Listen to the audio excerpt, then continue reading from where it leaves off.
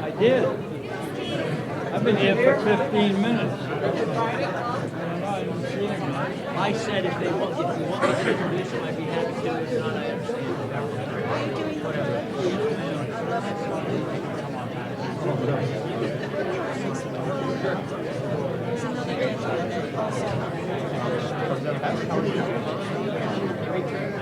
That's VFW.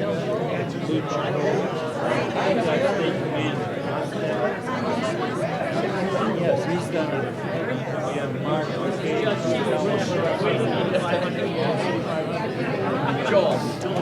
Missing as far as just missing two that I pulled one of Bill Griner's and then two.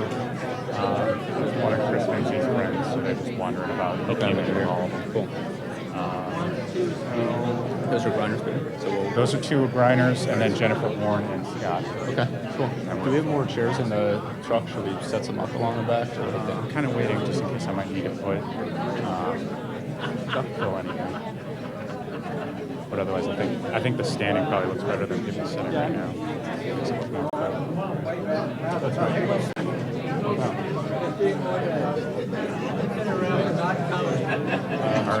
Are you briefing about the product? You can handle this one, man. But has not been a fun past couple days at work. It's okay. Yeah, So he does better as he starts talking to more people. no one even that.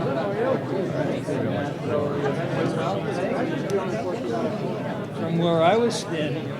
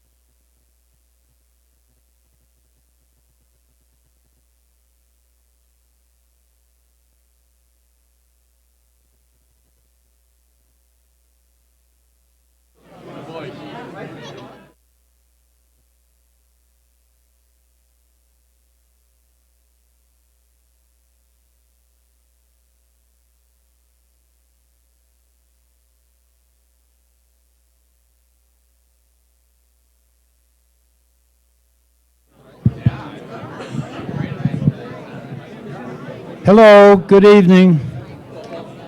Thank you all for coming tonight. If you would please join me here in a minute to do the Pledge of Allegiance. So the way all political and public meetings ought to start in America. The flag's over here.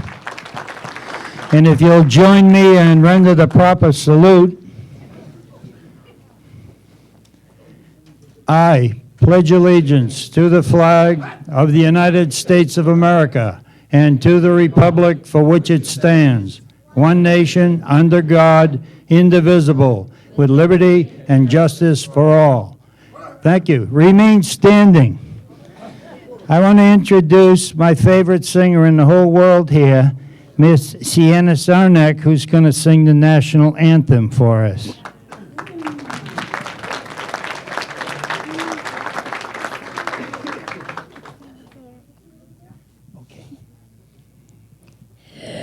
Oh, say, can you see by the dawn's early light what so proudly we hailed at the twilight's last gleaming, whose broad stripes and bright stars through the perilous fight.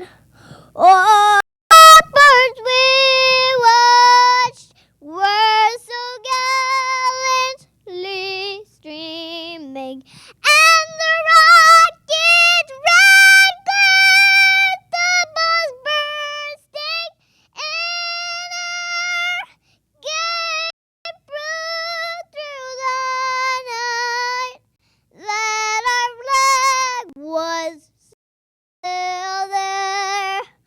Oh, say does that star-spangled banner upraise?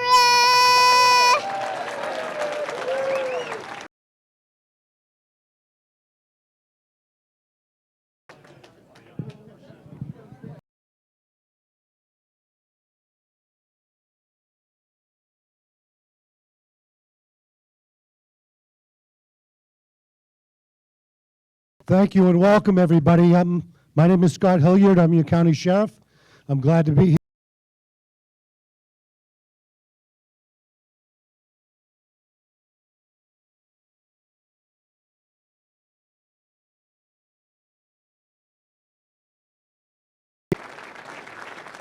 Thank you all very much. Thanks for coming tonight. I appreciate it very much. Thank you for adjusting to the rescheduling. It was not my plan, but Mother Nature interceded. And good news, though, is that I've been in touch with all the folks in New Jersey today. Everyone is doing fine. We were really doing fine come Sunday morning. We got about 1.5 to 2.5 feet of snow. So we got a lot of snow. Wish we'd have brought a tee up here. But we had it down there. We've gotten it, cleaned up by Sunday morning. Our roads were all reopened. Our New Jersey transit system was back up and running by noon. And today was a normal commuting day for folks across New Jersey, and I'm grateful for that. We had a little bit of loss of life, unfortunately. We had 3 folks who lost their lives in the storm. A young mother and her 1-year-old child who were in their car and did not clear the snow away from the tailpipe and died of carbon monoxide poisoning, and her 3-year-old child, who was also in the car, is in critical condition. So I hope that tonight you'll keep that family in your prayers, because that is a tragic loss of life. But that's what happens in some of these storms. People don't know where to go or exactly what to do, and you try to tell them, stay in your home. Jennifer, come on up here. They got seats up here for you. You're the chairman of the Republican Party in New Hampshire. That's special seats for you up here. We don't let the chairman of the New Hampshire Republican Party stand in the back if she doesn't have to. Thank you for coming, Jennifer. But you never know in these storms. You have to be smart about this. And I continue to tell people to stay in their homes and don't go out in your cars. And sometimes people just have to or feel like they have to. And some tragedy ensues. So they're certainly in my prayers, and I hope that they'll be in your prayers too. Well, we've got 15 days to the New Hampshire primary. When I was sweating here in July, I never thought I'd get to 15 days for the New Hampshire primary. It seemed so far away back then. But here we are now. And I'm so glad you're all here tonight to listen and to ask questions, because that's what this process is all about. And I think it's so important for New Hampshire. You know, New Hampshire is important for the country. What you all do is an enormous service to the rest of the American people. You get to do this, and you take the time to do it. You take the time to come out and listen to the candidates, look them in the eye, ask them the hard questions, process the answers, and come to a thoughtful conclusion about who you think will be the best person to represent our party against Hillary Clinton, who's going to be the best person to represent our country as President of the United States. And I would say to you that almost anything else doesn't matter. You have to really think about those two things. See, because there's no silver medal in this business. You know, you don't win this election. It's not like you're the first runner-up in the Miss America pageant. Pageant I know a little bit about because it's held in my state. And, you know, the first runner-up gets to substitute for Miss America if Miss America can't, for some reason, fulfill her duties. That's not the way it works in this election. You lose, you go home. So the first thing is, we better nominate someone who can beat Hillary Clinton, who's prepared to stand on that stage and take her on the substance. Take her on her vision for America's future. Take her on for being a third Barack Obama term and to hold her responsible for what's happened over the last 8 years to our country at the hands of this president and his administration. And then, after you win that fight, that same person better be the person who you would be proud to have represent your country, who you believe will be tested and mature and ready the first day sitting in that chair as president. See, this has been a really entertaining campaign. No question about that. I myself have been entertained any number of times by some of the things that have been said and done over the course of time. But I want to remind you all something. We're not electing an entertainer-in-chief. If we were, I think there might be an obvious winner. But we're not electing an entertainer-in-chief. We're electing a commander-in-chief. And it's really important that we make the right selection this time. Because you see, 7 years ago, our country made the wrong choice. We made the wrong choice. We selected a guy who was attractive and articulate, who could read a teleprompter really well, but had never, ever managed anything bigger than a 30-person Senate staff. And we put him in charge of the most complex government the world's ever known, and we're wondering why it isn't working. Well, why would it work? Why would he have the first idea about how to do this? This is not something that's instinctive. This is something that's learned. You have to learn how to do this. And there's nothing about the United States Senate that prepares you to be president of the United States. Nothing. Yeah, some of the issues are the same, but you all know the issues too. If you spend enough time reading up and studying up about it, you can understand the issues. It's not issues are not the thing that make the presidency. The thing that makes the presidency is decision making. See, because anybody can talk about these issues. Everybody who's even somewhat informed can talk about these issues. Here's what I'd like you to do if you're going to go to any other town hall meetings between now and 2 weeks from tomorrow. Ask them how. Lots of people are going to tell you lots of things that they're going to do or that they believe in, they say, and just ask them how. That's where it gets tricky. That's where it gets really tricky. I went home to handle this storm. I sat down when I got there late Monday afternoon with my cabinet. They knew from the minute I sat in that chair that I knew what to do. They're just waiting for their instructions. And I gave it to them. And they knew what to do. And they knew how to do it and how to interact with the people and how to interact with the contractors and how to interact with their employees. Because we've done it before. It's my 17th snow emergency in 6 years. Not counting Hurricane Sandy and Hurricane Irene. And so they weren't nervous for a moment when I sat down at the table, because the first thing I said to them was, folks, this is not our first rodeo. So let's everybody remain calm and let's just do what we know how to do. And I think they were confident because they knew I knew. And they knew that I wouldn't hesitate to decide. And that's what we need in a commander-in-chief. We need somebody who is willing to make those decisions. Last thing I'll tell you is this, and we'll go to your questions. It's important when crises and disasters hit us that we have someone who's experienced, who knows how to make these decisions, has made them before, and has made them under difficult circumstances. And you know that I govern what I lovingly call a very unruly state, with Democrats outnumbering us by 750,000, a legislature that's been Democrat for every minute of every day I've been governor, yet we've achieved great things because I've figured out how to make sure that you can compromise so that everybody feels like they've won something without compromising the principles that you deeply hold and believe in. That's an art. You got to learn how to do that. The first time you try it, you don't usually do that well because you want what you want. And you don't worry about the other person sitting across the table. But once they get up and walk out and you realize you've gotten nothing done for the people who voted for you, you take a different approach. You learn how to do that. But the place where there can be no compromise is in protecting your safety and security. See, the most important thing a president of the United States does is to protect the safety and security of the American people. And when I heard the President of the United States the other night on the State of the Union say that ISIS is nothing more than a bunch of guys with beards and guns on the back of a pickup truck, I thought to myself, it's emblematic of his entire presidency. He doesn't get it. He's never gotten it. And he's made America less safe and less secure because he doesn't get it.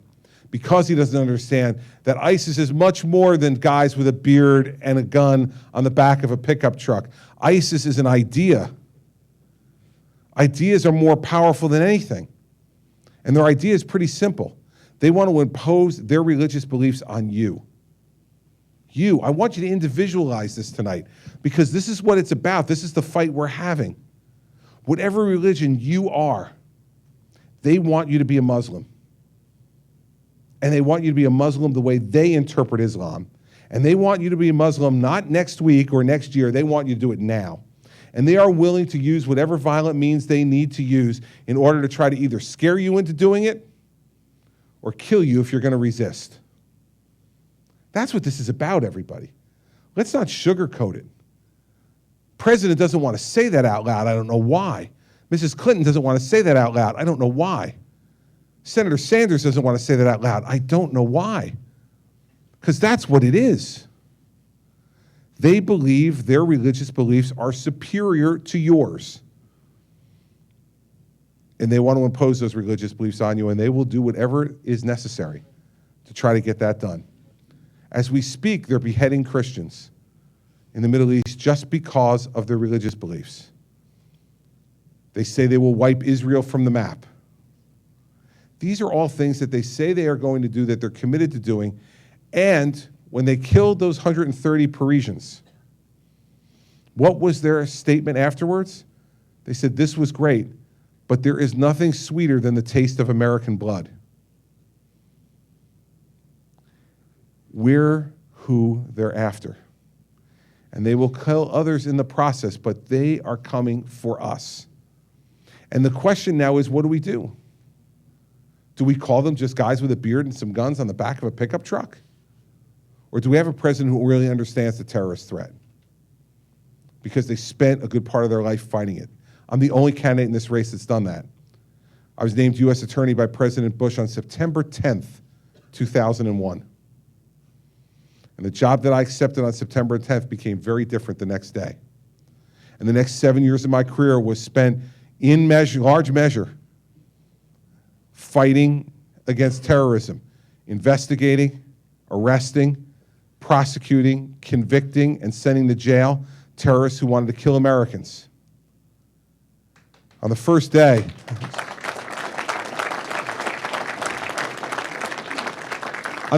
as president, no one's going to have to explain that to me. When the FBI director walks in to give me my first briefing as president, he won't have to introduce himself. We know each other. He was the U.S. attorney in Manhattan when I was the U.S. attorney in New Jersey. Right after 9/11, we worked together. When he sits down, he won't have to explain to me what actionable intelligence is because I already know. He won't have to explain to me what rules of engagement he will want for his agents and intelligence agents around the world because I would have already done it with him. And he will never have to wonder whether the President of the United States has the back of the men and women who work for him as long as they operate within the law, because he knows that's the way I was when I was U.S. Attorney, and that I will not be a bit different as President of the United States.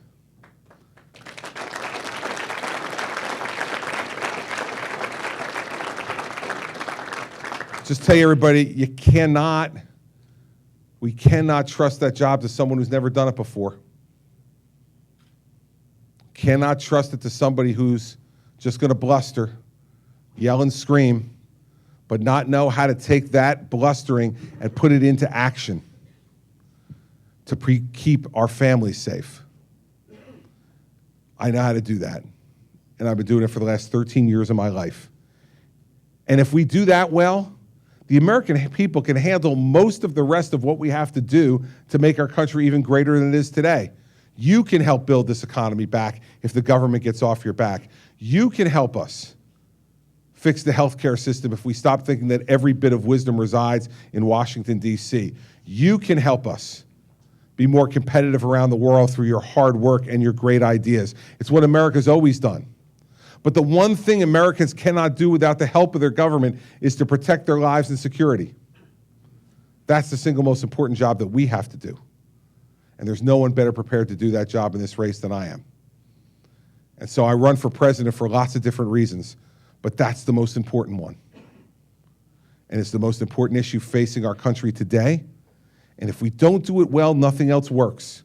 Because I want to remind you that after September 11th, what was this country like? The stock exchange was closed.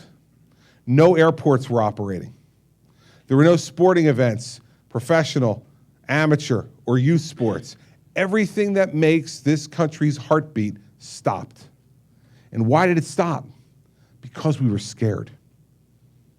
And when you're scared, you do what humans do when they're scared. You cling to those people you love the most, and you protect them, and you ask them to protect you.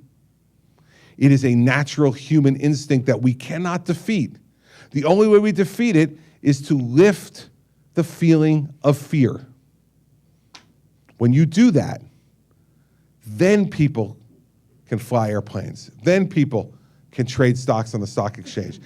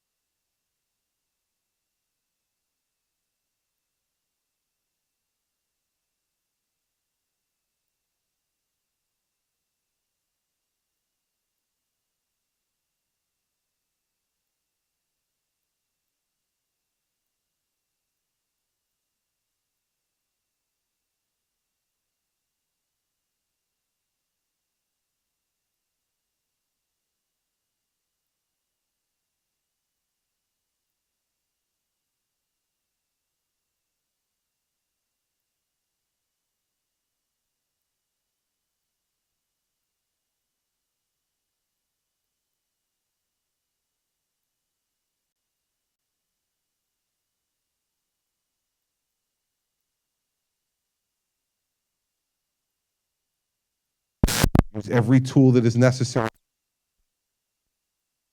People can live their lives and make this country even greater than it is already. You elect me President of the United States, that's exactly what I will do from the first day to the last day you bless me with that office, and you will not have to worry about your safety and security, because it will not only be my worry, it'll be my responsibility, and it will be the greatest achievement that I'll ever have as President of the United States, and you have my word on it.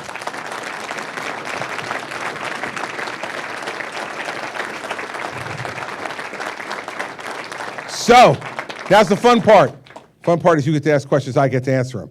Now, this is the way it works. In New Hampshire, I just have one rule in town hall meetings. In New Jersey, I have 4.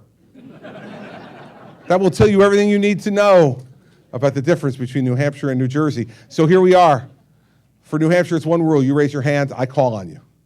And then I'll answer your question, whatever it is. It's not like some of these other town hall meetings where people have to write down their questions before they walk in, and then staff reads them and reviews them and decides if that's the kind of question that I'd like to answer, and then gives it to me and I answer it, and then we act like we actually had a human interaction. Now, it would be really indiscreet of me to give the name of the candidate who does town hall meetings like that way here in New Hampshire, but her initials are Hillary Rodham Clinton. So we are going to take your questions for as long as they let me until we get this place shut down or someone wants to go home. So raise them up. What do we got? Yes, ma'am, right there. And they'll bring you a microphone so you can be heard. Hi, do I stand up? I don't. Whatever you want. Stand, sit. Remember, the only rule is raise your hand. Whatever else you want, you can do. Hi, so I actually went to school in New Jersey, have a lot of friends. Bless you. Where in New Jersey? Pennington. All right. Pennington School. Yes, ma'am. So I actually had a quick question. With a lot of family in there and friends still living there, they had me ask you, why are you here in New Hampshire campaigning instead of there helping, serving the damages done by the coastal floodings from the storm? Well, because it's already done. It's already done. Okay. Well, tell me why you think it isn't. I have friends, family calling, sending me Where? videos, pictures, Yeah. all over the state. All over of the flooding. state. All over the state, really? There's been one county that's flooded in the state. One county. That was Cape May County. It's the one county that flooded. So I don't know where from all over the state, since we have 21 counties where that's happened. Second, I don't know exactly what you expect me to do. You want me to go down there with a mop?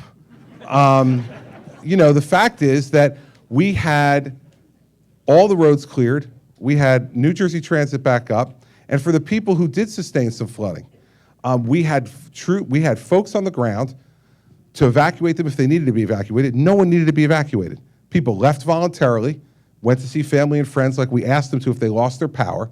Do you know that we had 94,000 people without power during the storm on Saturday? Today we have 500 people without power. 500 from 94,000, okay?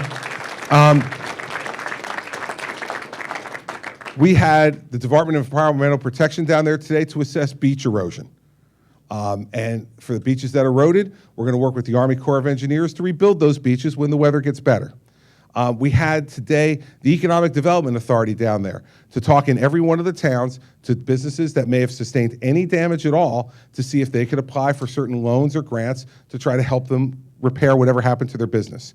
Today, we had down there the Lieutenant Governor who brought with her the head of the Department of Community Affairs who deals with the individual towns to assure them that if they have any type of sustained losses, that we will help to bridge them through that problem. And we got a report today from the Department of Transportation that there was no residual flooding as of today. All the water had receded back. So for your friends and family who are concerned about why I'm not there, I just wonder what it is they think I'd be doing today. I'm the governor. I'm, not the chief engineer. And I run a government of 60,000 people. They know exactly what they need to do. And I was on the phone with them 6 different times today to check on what's going on. If I was there, there'd be certain folks, I don't know if your family members fall into this category or friends or whoever it is who's sending you these things, who would complain about what I was doing or not doing based upon whatever their political position is, whether they're Republicans or Democrats or independents. What you realize in public life is there will always be critics. There were people who thought I shouldn't have left here on Friday because, well, heck, you're running for president, you want our vote, you canceled our Hooksett town hall meeting. Are you really serious about this, or what are you doing, right? Then I got people at home saying, why didn't you decide to come home on Wednesday? Well, yeah, man, the storm didn't come till Friday night. Right, so what you need to understand is no matter what happens in your life, if you're in public life, you're gonna be criticized. And so all you have to do is do what you think is right. If there were anything left for me to have to do, I wouldn't have come back. But, you know, if what they want me to do is just sit there and stare, I could do that, but I don't think it would make them feel any better. When the storm hit, I was there. I was driving around the roads of New Jersey all day on Saturday. It was me and the plows, and that was it, thankfully, because everybody else stayed home and stayed off the roads. And I went and viewed what was going on at the Jersey Shore. I went and viewed what was happening in the central part of the state. I went and viewed what was happening in the northern part of the state. And I was on the phone, and my staff was on the phone with the mayors in those Cape May County towns 3 or 4 times during the storm to make sure we could deal with the flooding. And by the way, you know what the National Weather Service called the flooding? Moderate. Moderate. Except you're watching, you know, CNN, they got nothing else to show, you know, because plowing snow is pretty boring. So when you see water floating in with little icebergs on them, you know, it's like, oh, look at that, you know. Not good, it's not good. But I heard some people actually, you know, compare it to Sandy. I heard one crazy mayor down in South Jersey say, this is worse flooding than Sandy. Here's the one thing you need to know about that mayor. His town didn't get hit by Sandy. So of course it's worse than Sandy for him. He's down in North Wildwood, which is south of Atlantic City, for those of you who do not have a master's in New Jersey geography, as I do. He's south of Atlantic City. The storm comes in on Atlantic City, and the hurricane tail is whipping north. So if you're south of where it came on shore, you're in good shape. So he makes the incredible statement, it's worse than Sandy. Well, damn, man, you didn't get any flooding in Sandy. So if you got a foot of flooding, it would be worse than Sandy.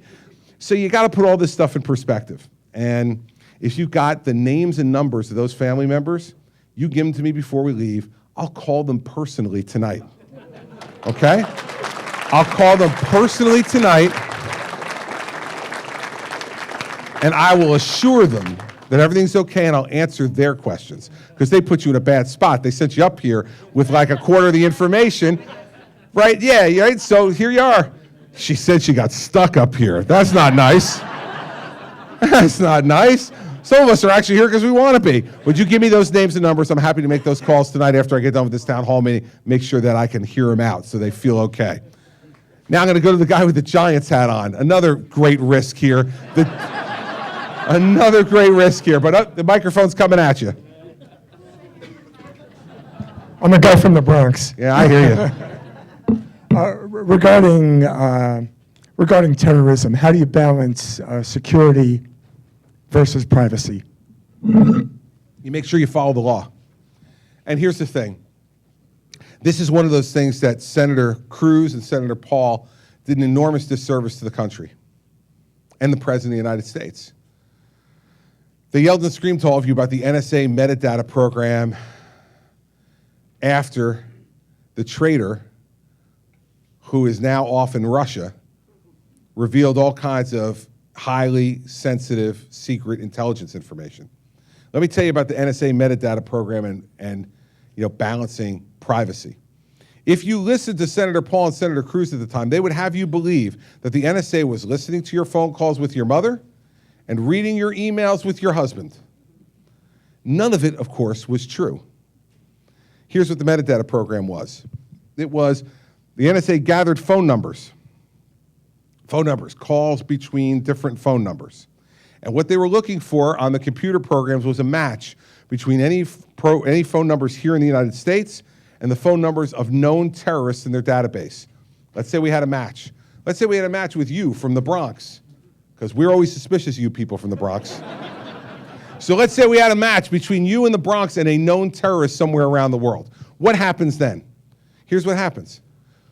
When that number, your number, matches up to the terrorist number, I don't know who you are. I don't know what that number is. It's just a series of, 10 numbers. So we look at that, and we have to then go to court. And we go to court, and we make an application. We say, this is the number of a known terrorist. We give all the information regarding how we know that number is the number of a terrorist. And we say, based on that, we believe we have probable cause to find out who the person is who this guy's talking to here in the United States. If a judge believes that that constitutes probable cause under the Fourth Amendment, then and only then do I get to know who you are and see your phone records. Then once I see your phone records, let's say that wasn't the only time you were talking to this known terrorist. But in fact, you had been talking to that known terrorist many times. Then that may make me want to both read your emails and listen to your phone calls. What happens then? Then I go back to court again. And I go before a judge again. And I present that information. The judge decides, is there probable cause to issue a warrant to allow me to listen to your phone calls and read your emails? Again, the Fourth Amendment being protected by an independent member of the judiciary. Let's say then I get access to your phone calls and I get access to your emails. Can I listen to all your phone calls? Can I read all your emails? No, I can't. Tom will tell you this is the concept of minimization. So when we put those agents on the phones listening and in your account looking, we say to them, the minute you see or hear that this is not a terrorist, you got to turn it off. You turn off, you can't listen to that phone conversation, and you can't look at that email, you must move on to the next one.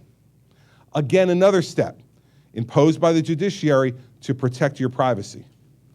Is that the way Senator Paul and Senator Cruz described it to you?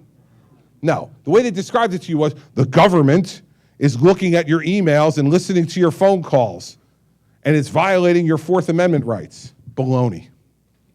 Absolute, utter baloney. And you know why they don't understand it? Because they never did it.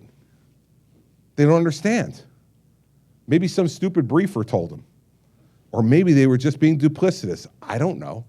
But they're wrong. And the reason I know they're wrong is because I've done it.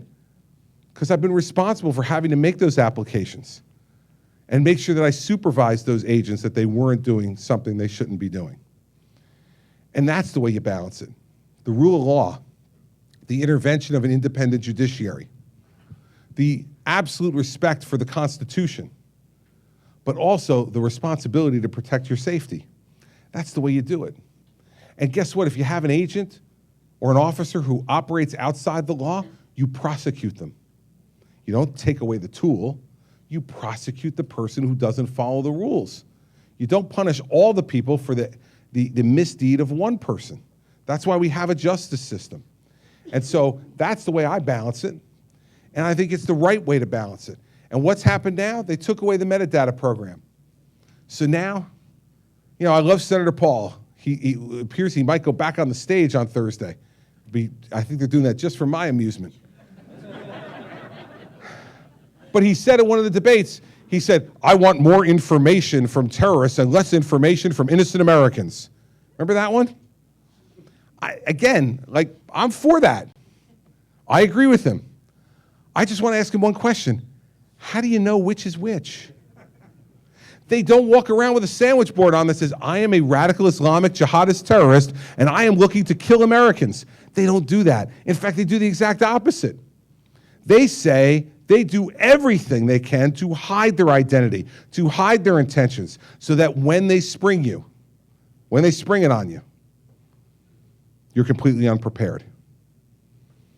We need to get in between their attempts at hiding this and the truth to protect the American people. And that's what I'll do as president, but I will always involve an independent judiciary who has lifetime terms that can make the decisions not based only on what I say, but on their independent judgment. That's the way the program worked before, and when I'm president and I get it reinstituted, that's the way it'll work from day one that I reinstitute it.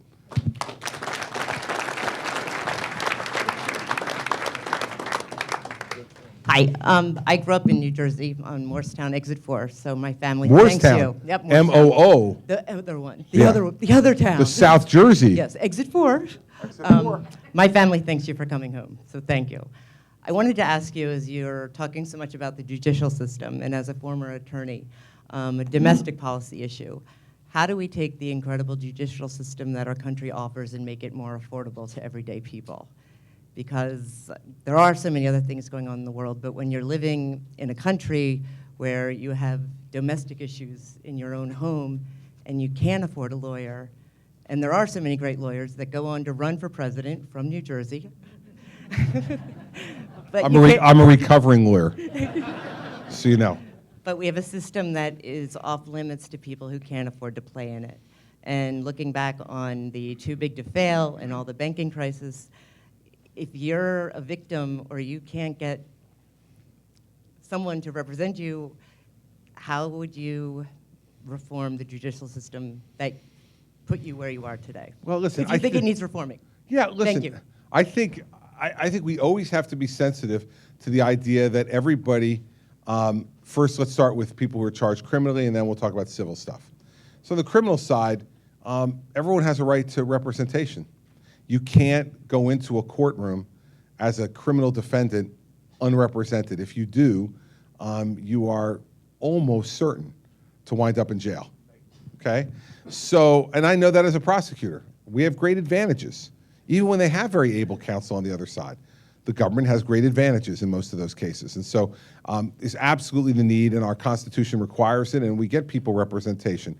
And I worked with the federal legal defenders, the public defender system, and they're really good lawyers. They're really good, smart people who are paid for by all of us, the taxpayers, who represent folks who can't afford to represent themselves in criminal matters. Now, in civil matters, we have, as you know, one of the most accessible civil justice systems in the world in countries that have any type of civil justice system, because most of the other countries have a penalty that, and lots of people have talked about that in this country, that if you bring a lawsuit, you bring some type of legal action and you lose, you have to pay the fees of the other side. We do not have that in this country. And so it allows anyone to access the courtroom. Now, in the end, you reference kind of domestic issues and domestic, problems inside homes, whether that's divorce issues, domestic violence issues, those type of things. Right. The fact is that we're never going to make this system perfect. And I don't want to go to a taxpayer-funded system of civil justice as well. It will be exorbitantly expensive, and I don't think it's what the Constitution meant to require. I don't think it is what it does require. But I do think that our system now, where folks have access to the courtroom because many lawyers are willing to take many types of problems on a contingency fee basis and take a percentage of whatever they recover for the person, whether it's in the civil suit side, and sometimes even in the probate side, where if they're going to inherit a certain amount of money, if there's a dispute, they will do things on a contingency fee basis. That does give people access to the system. So I don't think there's a crisis in our system in terms of access. So if that's your position, I would disagree with it. I do think that, the quality of that representation always has to be monitored, because there's a difference between really good lawyers and not so good lawyers. We've got really good doctors and not so good doctors, really good engineers and not so good engineers. We don't want purely the amount of money you have to determine whether or not you get good legal representation. So that's always got to be monitored. And the person to monitor that is the judge. They're the independent person, and they've got to decide, is there effective representation there? And if there isn't, then they've got to make sure effective representation gets in there. And so we got to put more pressure on our judges to be willing to make those stands, because sometimes that means you insult a lawyer who you call ineffective. But the fact is, sometimes they are, and they need to be called that. So that's the way I would handle the problem. You're welcome. In the back, yes, ma'am.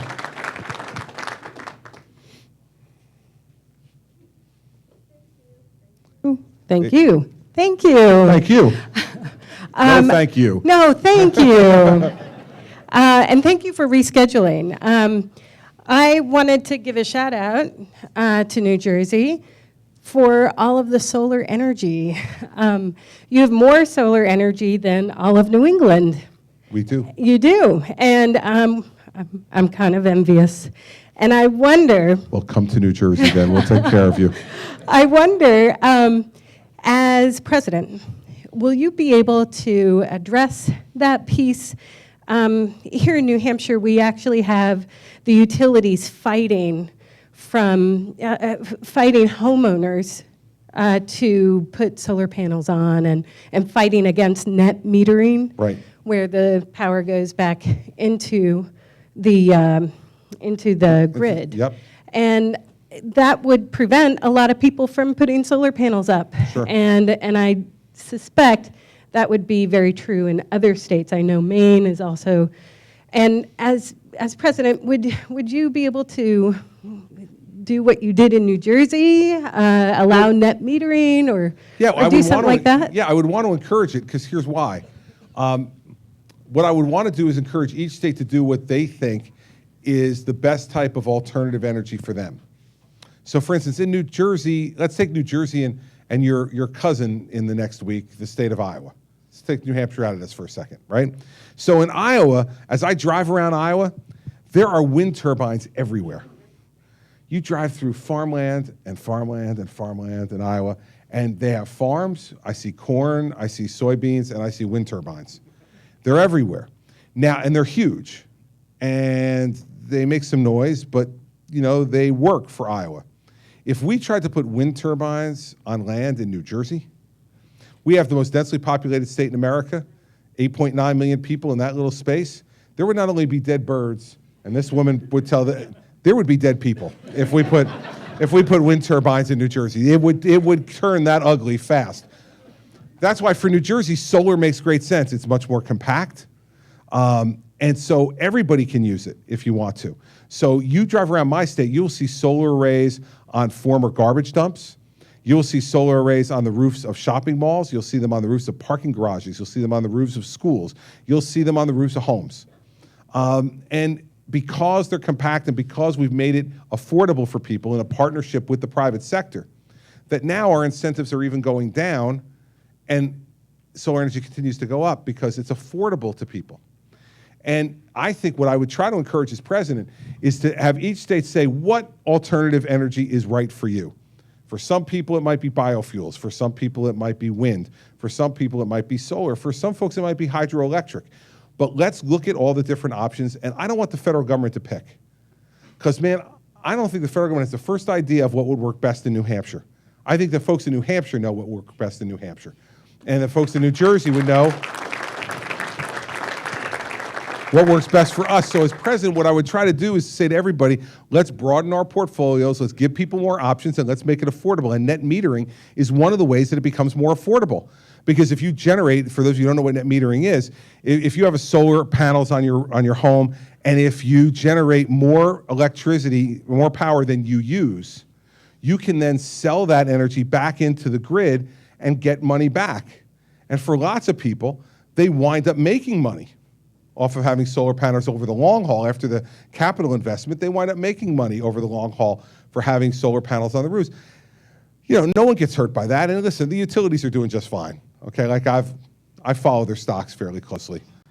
They're doing okay. We're not going to hold a telethon, for any of the utilities anytime soon. They're doing okay. And I don't think it's something that's unfair to ask them to participate in order to do some good things for our environment and also good things for people. And let me tell you, in New Hampshire, since I've been up here, one of the things I hear from you folks the most is how high your energy costs are. And New Hampshire needs some relief from these high energy costs, and anything we can do to give you alternatives that can lower those energy costs is something that we should be doing. So that's what I would be for. All right, there's a lady all the way in the back who is waving wildly at me. It's a good theory. We're going to take her. I noticed her. I'm Deb. You keep talking about how the government is going to protect us, and as you as president will protect us. If I'm not standing beside you with your security personnel, how do you stand on the gun control laws and the right to bear arms? Oh, the right to bear arms is a constitutional right in the Second Amendment, and I don't think that the founders put it as the Second Amendment by mistake. Like, I don't think they threw all the different rights in the Bill of Rights into a hat and pulled them out randomly. Because the First Amendment talks about freedom of speech, freedom of religion, freedom from establishment of religion, freedom of association, freedom of the press. Those are pretty important ones, first. Second is the right to bear arms. And I think that the founders, what they were considering there was that, remember, these are folks who came just out of 10, 12 years now out of a tyrannical government. And they were afraid of big government. And so they wanted to give the American people the right to fight against that big government with arms if they had to. And that's what I think the basis of the Second Amendment always was that the American people had a right to bear those arms because they never knew who the enemy was going to be. And so, listen, from my perspective, we have to worry about public safety, of course, but guess what? Most of the folks who are threatening our public safety don't do background checks and don't do 48-hour waiting periods to get their guns. They buy them illegally, they steal them, they use them, they take the serial numbers off them, they dump them, and they get a new one. And they don't do it by going, to the Walmart and buying one there. It's not the way it works. What we've got to focus on if we want to lower violence in our society is to focus on enforcing the law against criminals, because the criminals are the ones who are using guns for violence.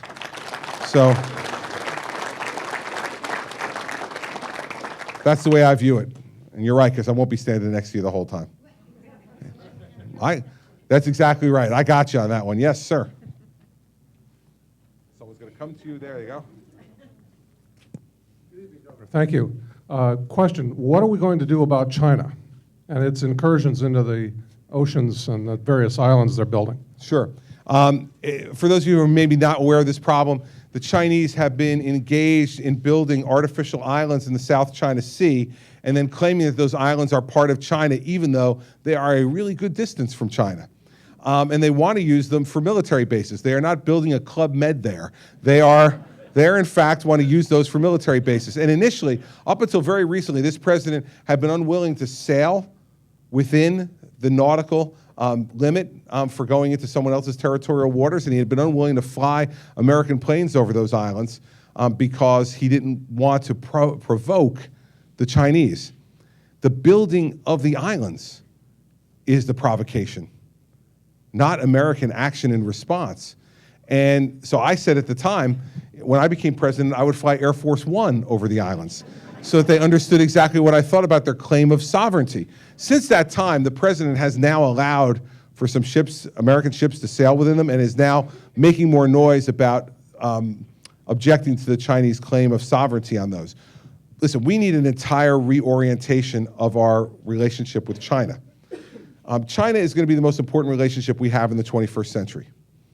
Same way Europe was the most important relationship in the 20th century, China will be the most important relationship in the 21st century. And so what we need to do is to sit down with the Chinese and say, what kind of relationship do you want? Now, you want to continue to commit cyber warfare against us and steal our records and steal our intellectual property? You want to continue to build islands in the South China Sea and threaten our neighbors and our allies in those areas? Well, then you're going to have a much different relationship with us. You're going to have a confrontational relationship with us.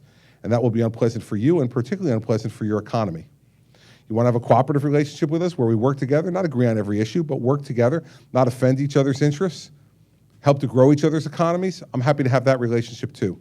But I will tell you this, if I were President of the United States, when the Chinese hacked into the Office of Personnel Management, the place where the government keeps the personnel records of all of the folks who have served at a high level of government and have a certain security clearance and stole 4 million of those records, you know what I would have done in response?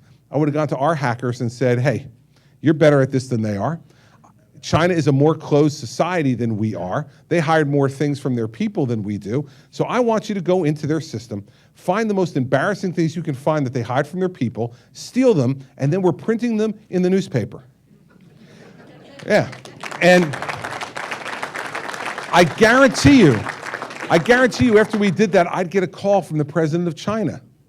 And my response to him would be, Mr. President, I'm happy to have a better relationship with you, but you got to knock it off. You have to understand the limits of my patience. See, diplomacy is not only about showing your power, it's also about showing the limits of your patience. And we need to show them that. And we need a president who's willing to stand up and do that. Do you know they stole those records from us? This president has never retaliated. Never retaliated. The Chinese now have my social security number and my fingerprints because I had a high security clearance as U.S. attorney. They got Tom's too. God knows what they're doing with Tom's, but I said to Lorene, be careful. Watch out for the Chinese with your husband's fingerprints. But the fact is that that's reprehensible and that there's been no response by this president. That emboldens the Chinese to do more. We need to send deterrent messages to them, and that's exactly what I would do as president. Yes, sir, in the back. Yep. Good afternoon. You're getting a lot of people here from New Jersey. I was born and raised there myself. Hey, there you go. What town? Cranford. Cranford, excellent. I had a house in Cranford once. Nice town. Mm-hmm. And I wanted to thank you for saving Fort Dix there, too. Thank you. I was stationed there for 4 years. Great place. My question to you is, I've worked most of my life, 40-some-odd years, and I pay into Social Security and I pay income tax, and the government takes my income tax and spends it, and he takes my Social Security and he's spending it. What are you going to do so that hopefully when I'm 67, I can actually retire and have some sort of Social Security coming back at me? Yep. Well, here's the good thing. I'm the only person in this race with a plan to reform entitlements. The only one. I gave the speech here in April. It's 12 points to the plan. Here's the good news. I'm not going over all 12 points. Okay? Go to my website, go to chrischristie.com. You can get the 12 points. They've been scored to save $1 trillion over the next 10 years. It's an important plan. It's an aggressive plan, but it gets at exactly what you're talking about. So if you don't mind me asking, how old are you now? Okay. So you're only just a few years older than me. Here's the news about Social Security. You already know it. You implied it in your answer, in your question rather, and it is that they're stealing all the money. And the only thing that's in the trust fund anymore is IOUs. So how do we fix that problem? I think there's two ways. First way is we got to raise the retirement age. That's the bad news. Okay, because we're all living longer, right? So right now, the average age of a woman in the United States, life expectancy is 83. For a man, it's 79. I saw that lady over there smiling. Not nice. Okay, remember 10 years ago, you were 6 years ahead of us. Now you're only 4. We are gaining on you. And that 4-year vacation you're expecting at the end of your life, you may not get it. We may hang around for the entire time. But these programs were designed for when people died in their mid-60s, right? So we're living 15, 20 years longer. So we got to increase it 2 years. I'd phase it in over 25 years. So you'd go up 1 month a year, every year for 25 years to get from 67 to 69. So for guys like me and you, it would be 1 month a year. By the time you got to the age of retirement, that would increase it by about a year. So you'd be at 68 rather than at 67. 1 month a year, every year that the plan went into effect. It would help to elongate the amount of time that we have to pay this money out, and it would make it more actuarially sound. Secondly, we need to means test Social Security. And here's what I mean by that. If you make more than $200,000 a year in retirement now, that means you've got $4 to $5 million saved. First thing I say is, God bless you. Good job. You worked your whole lives, you raised a family, you get to retirement, you got $4 or $5 million in the bank, you did good work. Second thing I'd say is, God bless America.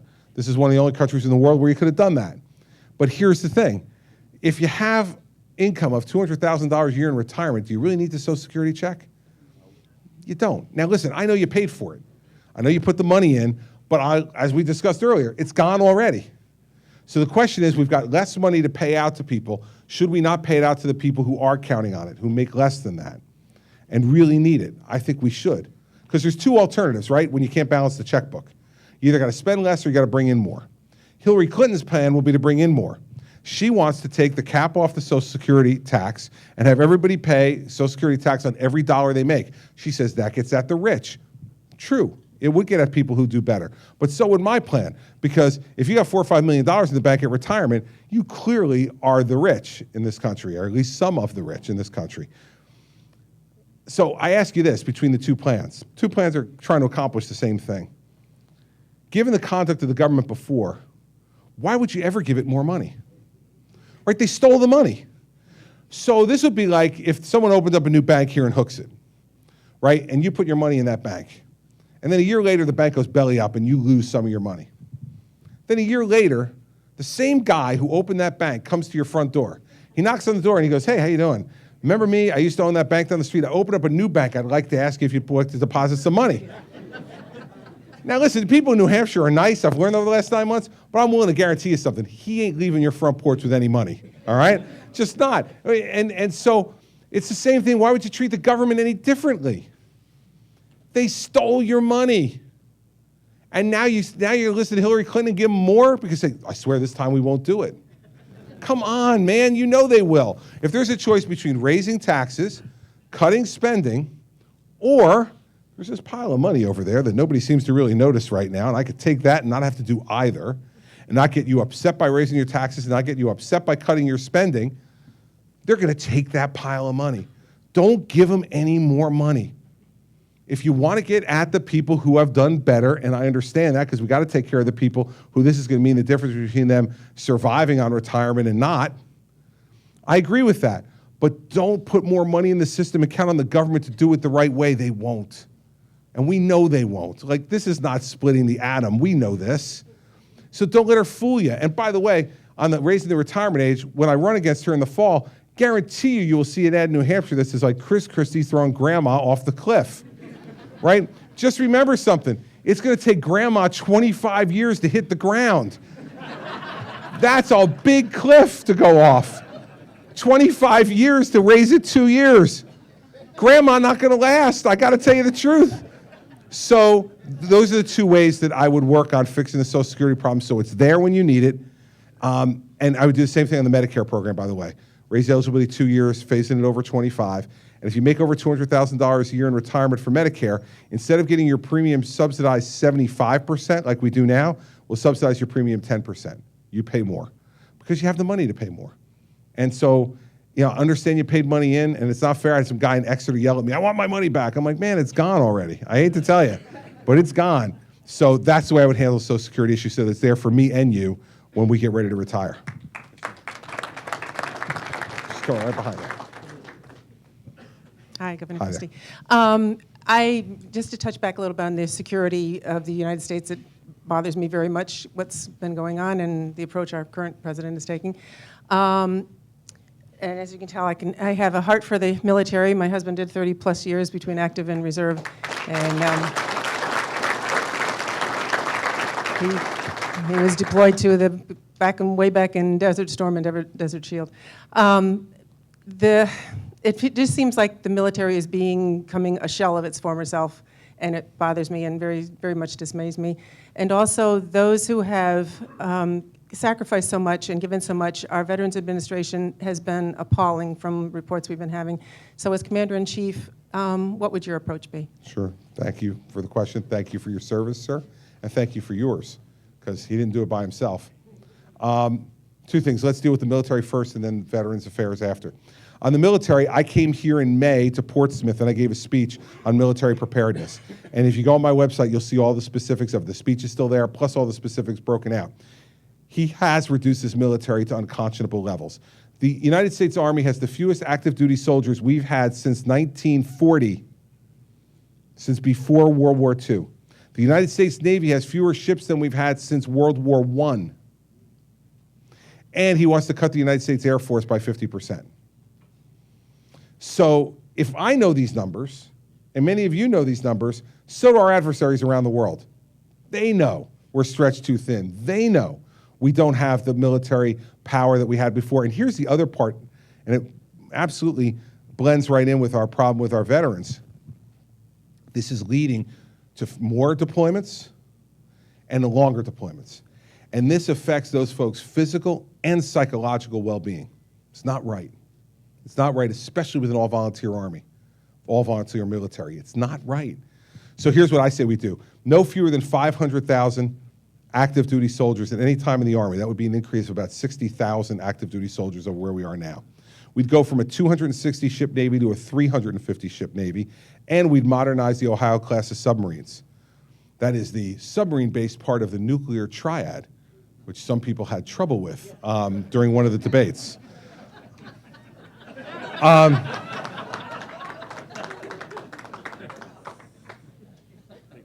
Just hang with that for a second. Third, no fewer than 185,000 active duty Marines at any time. And fourth, no fewer than 2,600 coded aircraft ready to go in the Air Force. And we need to modernize the equipment in the Air Force as well. A lot of the men and women flying are flying with equipment that is very old, with technology in it that's more modern, but equipment that surrounds it that's too old. And it's going to really hurt their capability and, as a result, their safety. So that's what we do from that perspective. Now let's talk about the Veterans Administration. We made a promise. We made a promise to our veterans. We said to them, you serve and serve with honor, and we'll take care of your health care for the rest of your life. And we're not doing it. The VA is filled with really good people. Lots of people with extraordinary expertise and great caring and love in their hearts for those veterans, and they want to help serve them. But the administration of that agency has been god-awful. They've lied to their patients. They've lied to their employees. They've forced their employees to lie to their patients. It is unacceptable, completely unacceptable. So I'll talk about two things that I do with the VA immediately, and then give you a little backup of what I've done in New Jersey to let you know I'm serious about it. First, in the Christie administration, any veteran will take his or her veterans card, Go to any doctor or any hospital anywhere in the United States of America, get their health care, and we will pay for it. Because that's the promise we made. And until we get the VA fixed, that's what we have to do. That's our moral obligation. But I don't want to throw out the VA because there's too much expertise there with everything from prosthetics to mental health and everything in between. There's a lot of expertise there that we want to use. So I would go to the best hospital CEO in America and say to them, your country needs you for 2 years. Come here. We don't need, with all due respect to the admirals and the generals, we don't need another admiral general in charge of the VA. It's a hospital system.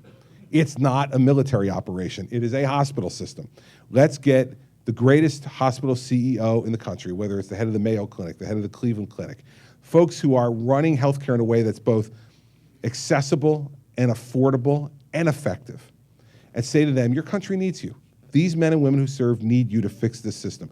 Come in and fix it, and I will give you whatever resources you need and whatever political support you need to fix it, but you got 2 years to fix it. Come do it. That's what I would do with the VA. Let me tell you what I've done in New Jersey. In New Jersey, we have been extraordinarily concerned about the issue of homelessness among veterans. It is a sin that any veteran comes home and is homeless.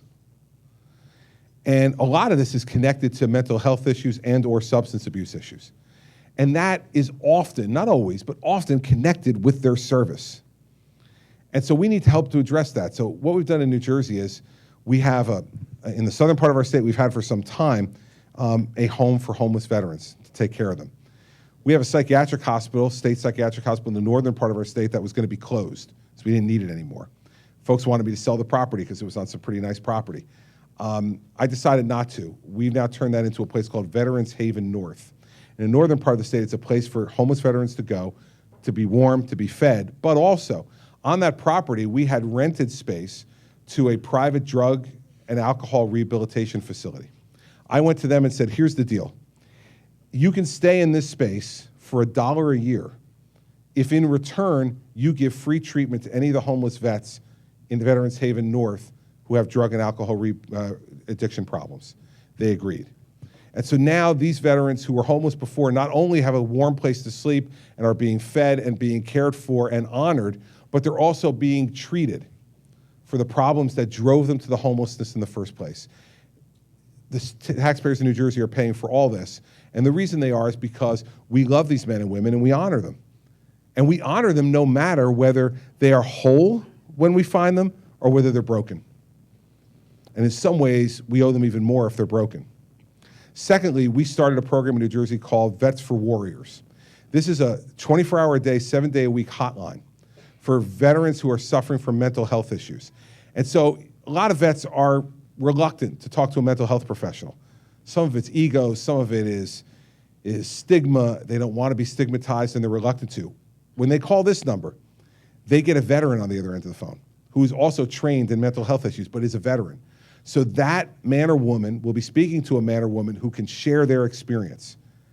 And so they're talking to another vet, talking to someone who's gone through combat, someone who has served and understands what they're going through.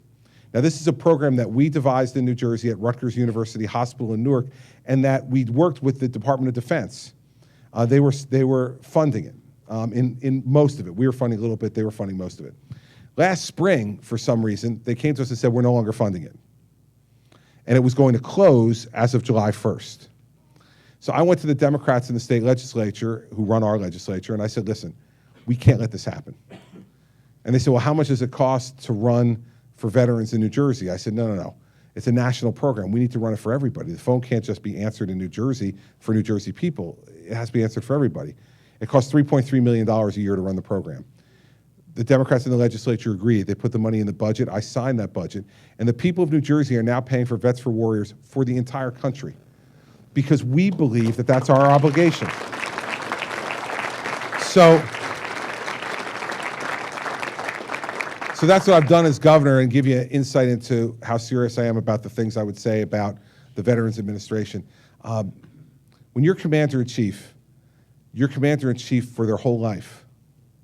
It's not just when they have the uniform on and they're serving, but it's after they're done serving. You're still their commander-in-chief and you still have a responsibility for their well-being. and for enforcing the promises that your predecessors made to them when they entered the service. And that's what I do as president. So thanks for raising it. Thanks again for your service, sir. All right. Come on up here. This young man right here has a question, and we're going to get to your question. Go ahead. Hand it over to him. How hard is it to take care of New Jersey? What's your name? Braden, Braden. How old are you, Braden? 8. 8.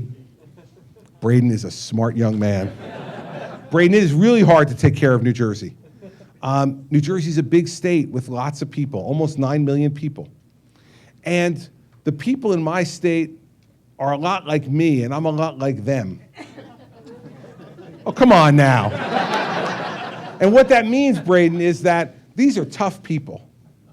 And they got lots of opinions about everything. And when you're the guy in charge of people with lots of opinions, you hear those opinions all the time. And sometimes they're not nice. Right? Like this lady down here, she's nice.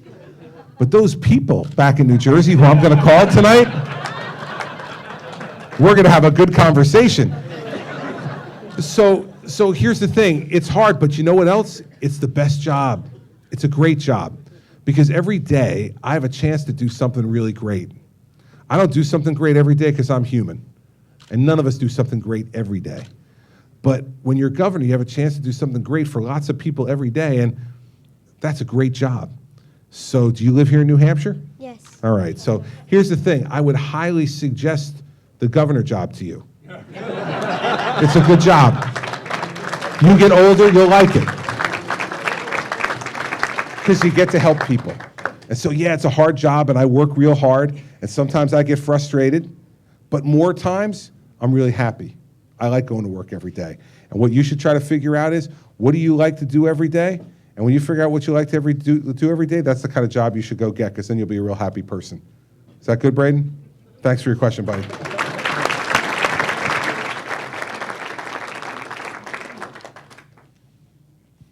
Hi.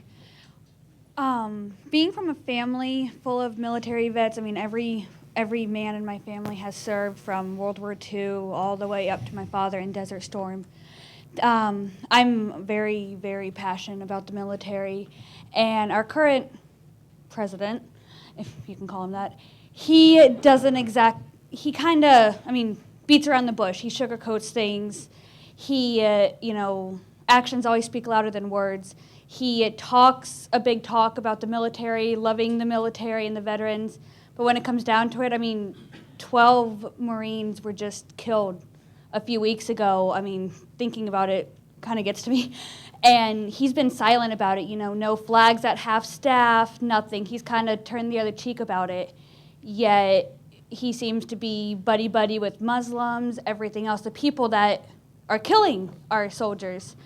If hopefully elected president, what would you do to ensure, our military gets more respect than what they're getting now? Because, like you were saying about the VA, about just kind of the rep, so to speak, that the military is getting. They're protecting our freedom every single day, and they're being basically ripped apart. So what would you do to ensure our military better respect for what they do every day? Good question. That respect starts at the top. You put your finger on it, right? So if the President of the United States seems to not give full-throated respect both through his words and his actions to the military, that gives permission to others not to also. If the President of the United States shows extraordinary respect and admiration for the men and women who serve, both through his words and his action, that encourages others to do the same. The presidency is one of those jobs, one of those rare jobs in the world, where everything you say and everything you do has a consequence. I don't think this president understands that. I think he thinks at times he can just say things and that he's just old Barack Obama. He's not old Barack Obama anymore. He's not Barry Obama from high school, right? That's what they used to call him, not me. They called him Barry. The fact is, he's different now. He's president of the United States. And your words and your actions mean something every time you do them. People watch, people listen, and they respond. And so I think the single biggest thing that I can do is through my words and how I speak about the military, how I treat them. But those words do not mean anything unless they are coupled up with action. And so when I talked in response to the last person's question about rebuilding the military, making sure that their deployments are not as frequent or as long, making sure that they have health care they need when they become veterans after they leave the service, making sure that our least fortunate of our veterans, our homeless veterans, get the kind of care that they need. Every one of those actions should, I hope, tell you that I respect these people in their service.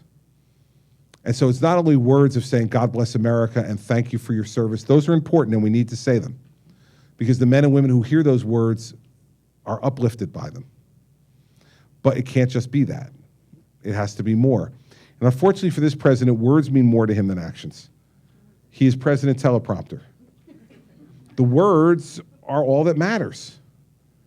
That's not the case. Actions matter. My mother taught me that actions spoke louder than words. My mother used to tell me all the time, talk is cheap, Christopher. You know, like when she would say to me, how are your grades going to be this marking period? And I'd say, I'm working really hard, Mom. I'm working really hard. And she'd say to me, talk is cheap, Christopher. I'll wait to see the report card, right? I've lived my life that way. Not that talk is unimportant, but it's easier than actions. It's important, but it's not determinative. What's determinative is how you conduct yourself and how you act. I have great respect. I think my record shows that I do.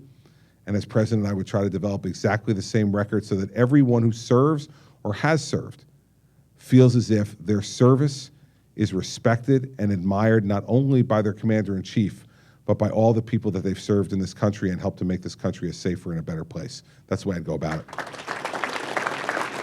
In the back. Thank you, Governor. Good evening. Good evening. I am puzzled by a situation that's occurring today. There's a public law, Title 18, Section 2031, that states that any public official that misuses, destroys any correspondence or media given to them is subject to a fine, imprisonment, and can never stand for public office. How does Hillary escape the scrutiny in the press and the public for those actions? Well,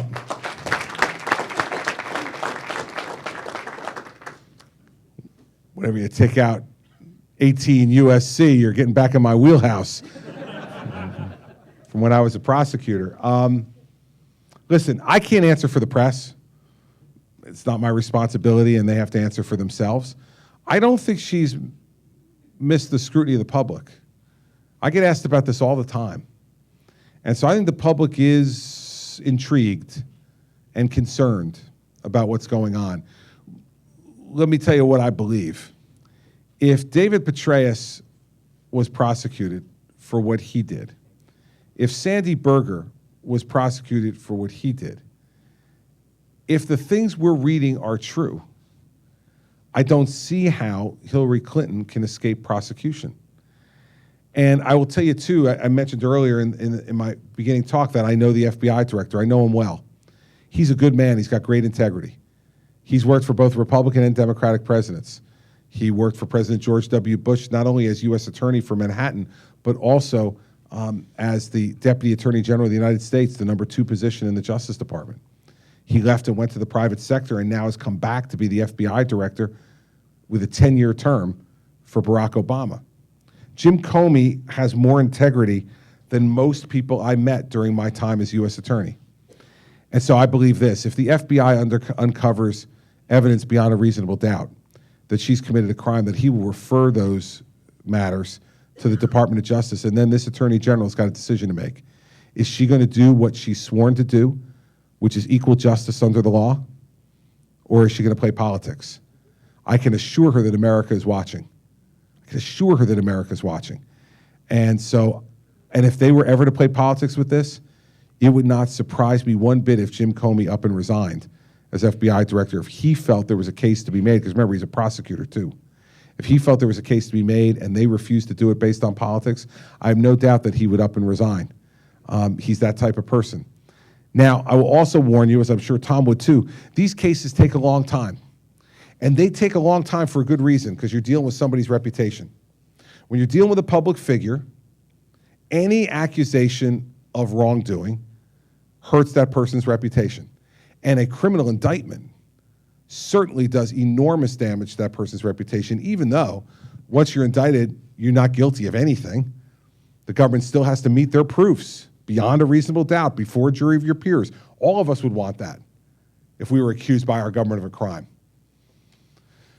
So these cases take longer because this is not one where you can swing and miss. This is not a free one. You better make sure you dot every I and you cross every T and you look under every rock, and that takes a long time. I used to do it. Tom used to do it. It takes a long time to do that. And I used to say to my prosecutors all the time, don't come to me with a proposed indictment until you can prove to me, not that we've reached the probable cause standard, but that you've reached a standard beyond a reasonable doubt. I'm not going to indict someone and put their liberty in peril until I am convinced that we have enough evidence to prove their guilt beyond a reasonable doubt. So what I would say to you is, we all get frustrated at times for how long this stuff takes. We read stuff in the media, some of which may be true, some of which may be exaggerated. We read stuff and we say, that's done, I got that. I'm guilty of it too now. I read it and go, what are they doing? But then I remember back to my old job. It takes time to do this the right way. We want it done with care, because if it's not done with care, it degrades our system of justice, and sometimes it lets guilty people go free. So we need to make sure that we do it the right way. I have confidence in this FBI director. He's a good man. He'll do this the right way, without politics, without prejudice, without bias. As for the Attorney General, I'll reserve judgment. We'll see. We'll see. Thanks for raising it. Thank you. Good evening, Governor. Good evening. My wife and I are also transplanted New Jerseyans. Where from? Middletown, exit 117 on the Parkway. You see, notice, by the way, for you people who are not from New Jersey, they all say their exit. Right? She was exit 4 over here, exit 117 over here. We all identify ourselves by our exit. Exit 145, by the way. Thank you very much. We still have family there, and they all say that you're doing a great job. Thank you. But my question is about... Maybe I'll have you guys call those people later. Yeah, call her up. Cut out the middleman. We'll just call them directly. My question is to you is about the Common Core. The premise was correct. However, it has been transformed into something pretty ugly. Yep. And what would you do to address that? And secondly, would you also consider possibly abolishing the Departments of Commerce and Education? Hopefully, yes, for education, by the way. Okay, a few things. First, on Common Core, you're right. The premise was initially the right premise, which was the nation's governors got together and wanted to set up some common standards so that we could know across the states that children were achieving at a certain level. It got completely perverted by this administration and became a curriculum director. It was never intended to be, but that's what it became. When I became governor, they were already instituting Common Core in my state, so I let them continue to do it. We've now gotten rid of it after 4 years because it doesn't work. And the reason it doesn't work is because parents don't like it, students don't like it, and teachers don't like it. That's a bad 0 for 3 in education, you know? That's bad. And so I would say to each state they're free to do whatever they want to do, because if you're someone who's in favor of eliminating the Department of Education, you're certainly in favor of the federal government not dictating to states what they should do regarding their curriculum. I think those decisions should be made at the local level, and here's why. First of all, you all in New Hampshire should be able to decide what you want your kids to be learning every day, what curriculum you want them to be learning. And if there's something going on at your school that you don't like, you should be able to go to your school board meeting and protest it and raise the concern. If those decisions are being made in Washington, good luck. You got no chance of affecting that. Those decisions should be made locally. Now, as far as the elimination of the Department of Education, the elimination of the Department of Commerce, listen, we could talk about the elimination. I eliminated some things as governor of New Jersey. I think you go through and you figure it out. But what I would change significantly is the role of the Department of Education, even before I had any chance to eliminate its existence. We need and should, the federal government should be supporting education at the local level with some of our money. I think we should. The question is, do you think you should have all those strings attached to it? And I don't. And so I think that where the Department of Education has gotten into very, very bad, deep water is by dictating to people, you want the money, you must do all of these things.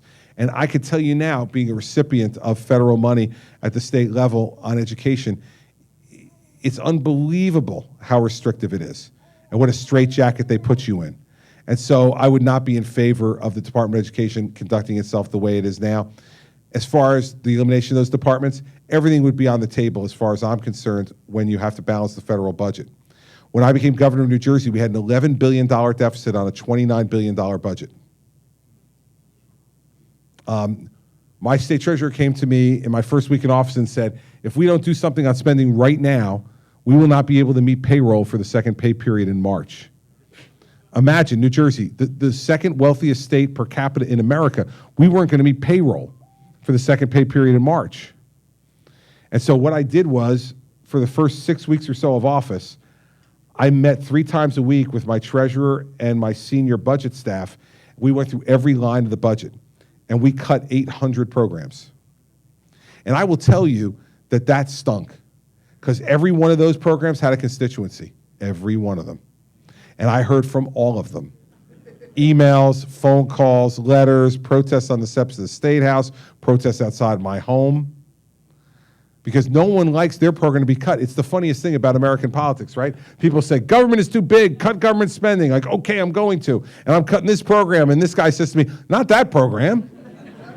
That's a good program. Cut the other programs. I go, all right, I won't cut that one. Then I say another one, I'll cut. This guy goes, no, not that one. Cut his and cut the other people's, but not mine. You have to put the blinders on and say, I can't hear it, because we've got too big a fiscal problem in this country. So whether it's the elimination of whole departments or the significant paring down of their personnel and responsibilities, listen, we have 10,000 fewer state employees today than the day I became governor of New Jersey. 10,000 fewer. So we've done this before. We know how to do it. I don't know if those are the specific ones I would do, but I would certainly have everything be on the table for discussion when we did it. And we have to, because we have $19 trillion in debt. It's time we stop spending so much. All right, let's go back over here. Yes, ma'am. Good evening, Governor. As a New Hampshire resident, I want to give you this wonderful symbol of our iconic moose. You can decide which one of your children get that, by the way. Good luck. Absolutely. But unfortunately, the moose population in the state has been decimated by the proliferation of winter tick. So we've lost 50% of our moose in the last 10 years alone. And scientists believe that the proliferation of the winter tick is due because of our warmer summers and our shorter winters. So what would you do if you were elected to combat and address climate change? I know you addressed the energy issue with that previous question regarding solar with states, or letting the states decide what type of energy makes sense for them. But what other things would you do to address climate change? You know, I thought I got this moose before. And I did. Someone else gave me the moose and asked me the exact same question at another town hall meeting. You guys are getting around. That's good. All right, so I've said a number of times, I'll repeat it again, I believe climate change is real, and I believe human activity contributes to it. Now, the question is this: is it a crisis at the moment? And is it something that we have to deal with immediately and unilaterally? I think the answer is no, and here's why. Let's look at the climate change agreement the president just signed in Paris. Here's the most disturbing part of it. The restrictions apply to us immediately. The restrictions apply to our friends, the Chinese, in 2030. They can pollute unabated. They can even increase their pollution over the next 15 years, while we have our hands tied behind our back economically, and our ability to make things better from a climate perspective is entirely compromised because over 1 billion people are polluting unabated. If we want to do something about this, we got to get the whole world on board, and not in 15 years. Because it's not right for other people to be able to go and do this. I mean, you know, there are days, I've had plenty of folks who've told me this who have traveled to China extensively, that there are days over there where they have to wear a surgical mask walking around because it's so bad. I remember asking the vice chairman of the Communist Party in China came to visit me at the governor's mansion in New Jersey. And I asked him, like, so what do they think about all this? And what's their solution? And he said, we met with your great scientists at Johnson & Johnson, which is headquartered in New Jersey, and they said, and we asked them to work harder on a cure for lung cancer. I'm not kidding you, that's what he said. So you need to know the mindset of the Chinese. The Chinese are like, yeah, okay, we'll see you in a couple of decades while we build up what we want to build up. And so it's not as easy an answer as just what will I do. Yes, do I believe in solar energy? I do. Do I believe in wind energy where appropriate? Yes. Do I believe in biofuels? I do. Do I believe in oil and natural gas too? Yes, I do. Do I believe in nuclear? Yes, I do. In fact, New Jersey, 53% of our electricity comes from nuclear. And we got to get over this like phobia we have about nuclear energy, everybody. I've been running 4 or 5 nuclear reactors in New Jersey for the last 40 years in the most densely populated state in the country, completely safely. 53% of our electricity, it's cheaper and it's not polluting. So, you know, yeah, we have to do all those things, but the biggest thing the next president has to do is part of that relationship with China, is what does China want to do about the way we're going to produce energy over the course of time? Because if they're not going to change their ways, nothing we do is going to make a difference, nor should I tie the hands of American businessmen and women behind their back in order to do it if the Chinese are going to outrace us by doing what they're doing from an energy perspective.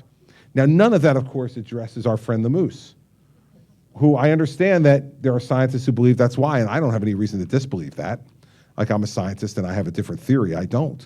But the fact is that we have even bigger issues than the moose to be concerned about in terms of our long-term future, and we've got to make sure the advantage. At the same time, the President of the United States can be persuasive, especially if you're as charming as I am. So, you know, we're gonna work with the Chinese to try to come up with ways that we can help to keep the environment safe, because everybody wants clean air and clean water.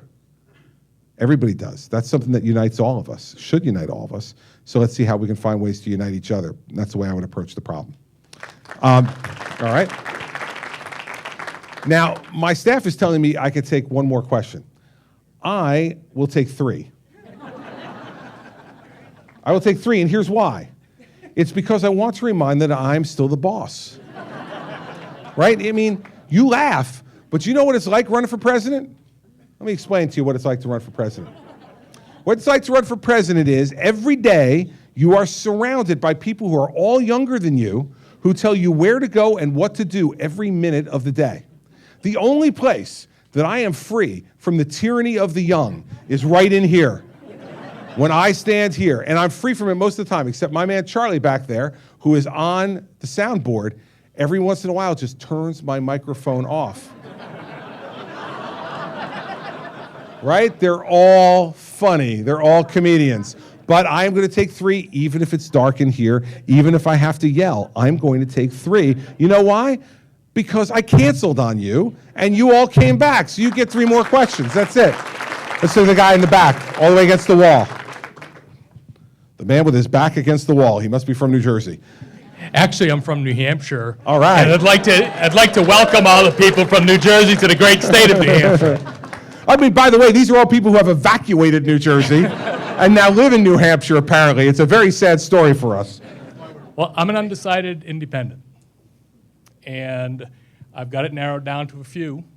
You're one. But I do have a question. Okay. We've I'm in the game. We've heard the media's account of the bridge incident. Yeah. I would like a brief account from A brief you. account from me? About what? About the bridge incident and what happened, because all I know is what the media has said. But I would like to know what you've learned from that and what about that would make you a stronger president when you get elected. Okay.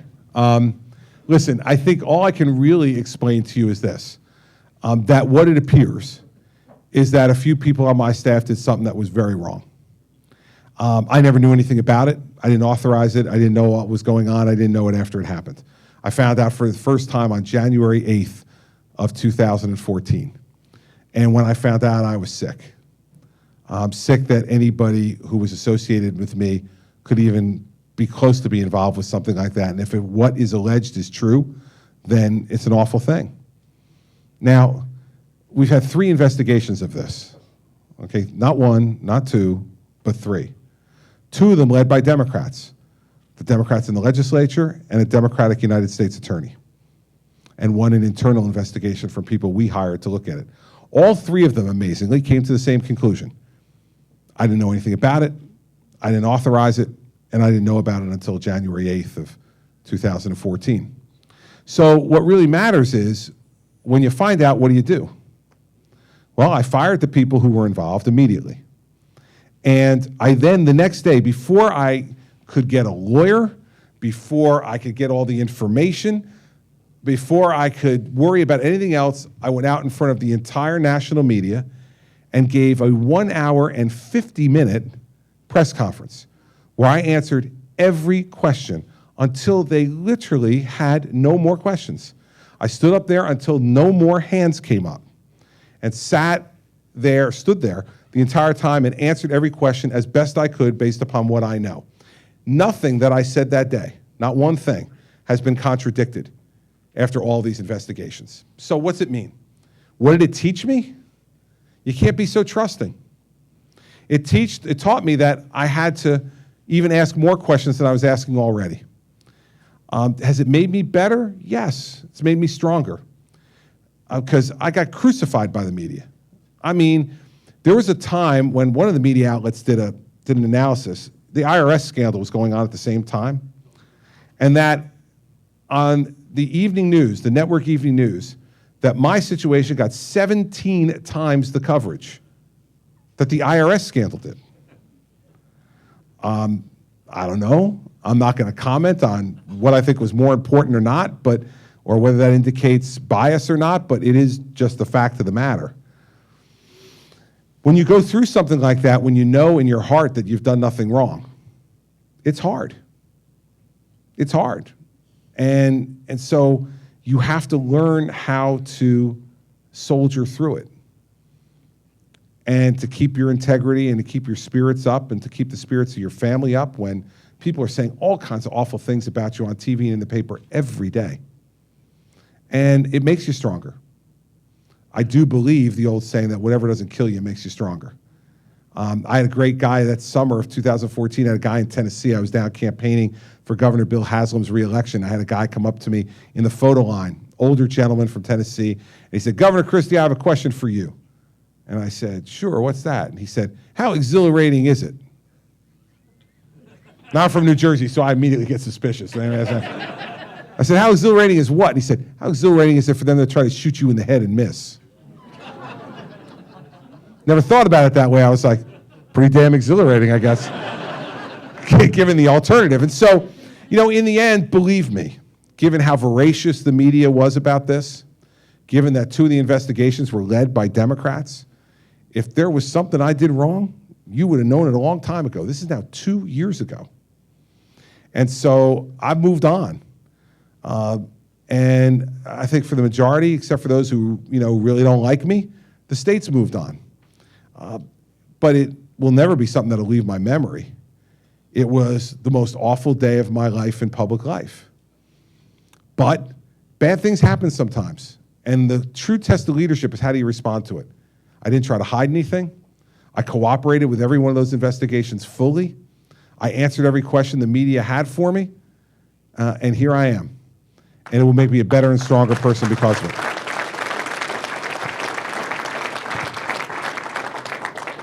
We all know you've had some really good one-liners, and Thank you. I personally love them. Thank you. I want to know what your wife says to you, or your mother, or your children when you come in the house after you've had one of those zingers. Do they go, "Really, Chris?" Or do they high-five you? It depends on the day. All right, so let's go through a few of them. Let's go through a few of the greatest hits, right? Get the hell off the beach, all right?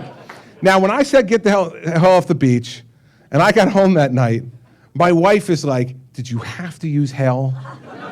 Like, I'm trying to teach the kids not to swear, and then they say to me, "Well, Dad said get the hell off the beach," and she says, "It's not helpful, Chris, for you to do that." So I didn't get a high five that night from my wife. My children generally, because their mother is their major influence in their life, thank goodness, they they say to me, Dad, you're not supposed to say those words. They're like, but they whisper it because they don't want to like dime me out to Mom and look like they're siding with her, but they also want to like get me to not use words like that. How about sit down and shut up? That one you've seen a little bit of lately, right? Okay. I didn't have to wait to get home that night. Mary Pat was standing on the stage with me. It was the 2nd anniversary of Hurricane Sandy, 2nd anniversary. I was in Belmar, New Jersey, and there was a guy, a Democrat, who was running for the state legislature in New Jersey, who decided to stand up in the middle of my speech for the 2nd anniversary of Sandy, and there were probably 600 residents standing around. We were talking about all the great things that we've been able to achieve, the work that was still needed to be done, and this guy got up and just started screaming at me. And he was holding a sign up to block all the cameras that were there. And the thing you never saw, because they only showed sit down and shut up, was I started off by saying to him, sir, listen, I know if you have a problem, I'm happy to discuss it with you, but now's not the time. If you go stand over there with my staff, I will meet with you personally, but we need to get on with this speech. He kept yelling. And I said, listen, I know you think you're accomplishing something here by yelling at me, but I'm going to continue this speech, and I really wish you would just stop because other people are here to hear me, not to hear you. That didn't work. I said to him, those of us here are actually people who've done things to help this community, to help it rebuild. You've done nothing to help rebuild this community, and you're not doing anything right now to help them, so please stop. Please stop. No, he kept going. All right, I'm from New Jersey, okay? All that prelude is an enormous amount of self-constraint. After all that, I looked at him and said, sit down and shut up. And you know why I told him to sit down and shut up? Because he needed to sit down and shut up. So,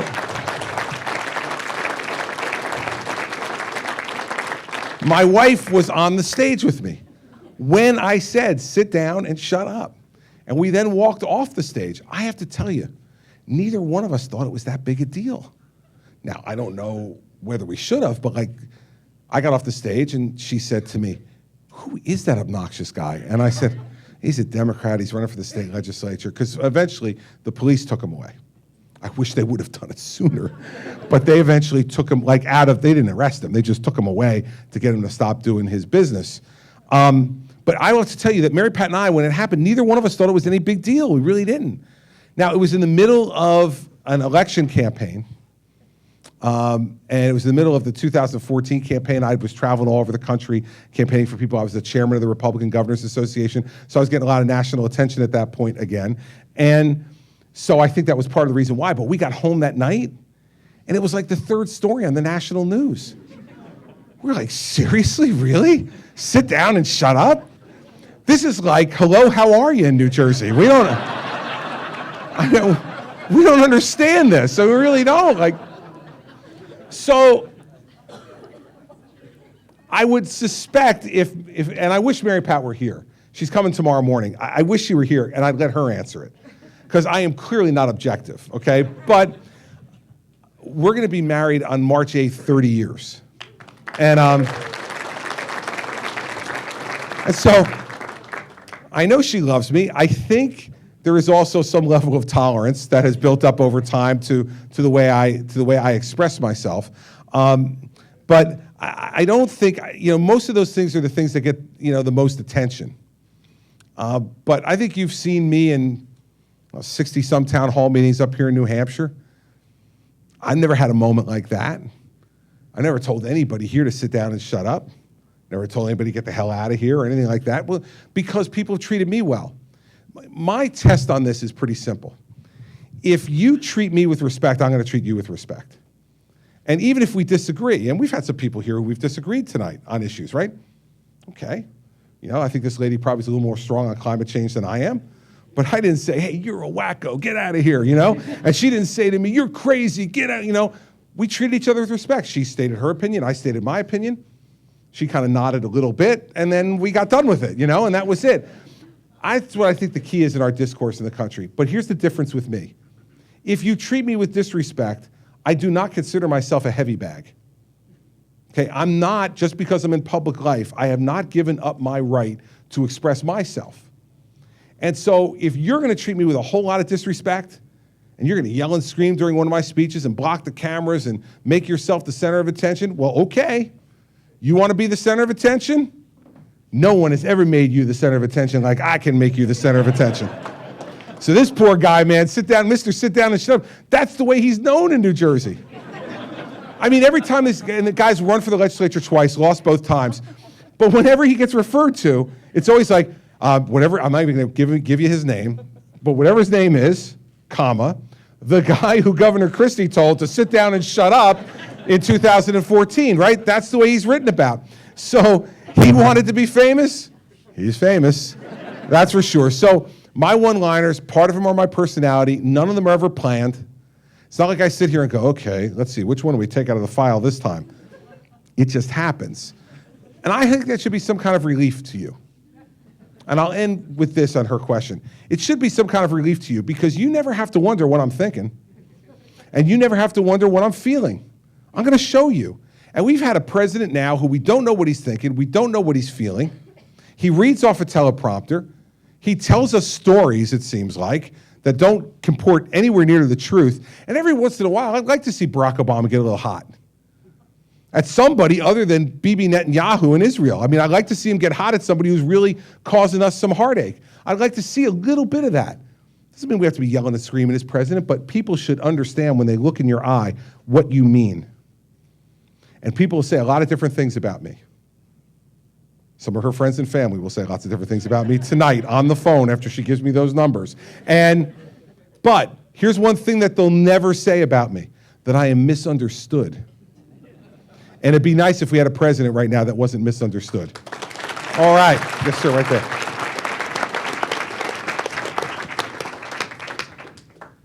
Is it, am I on? Am I on? Okay.